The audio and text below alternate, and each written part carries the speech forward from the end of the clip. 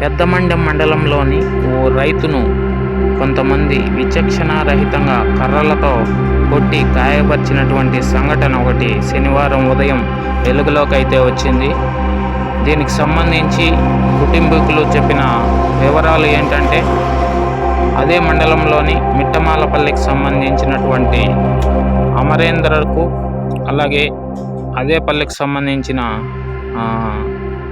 సాంబశివయ్య వర్గీయులకు భూ వివాదంలో గొడవలు ఉన్నట్లయితే కుటుంబీకులు ఆరోపించడం అయితే జరిగింది.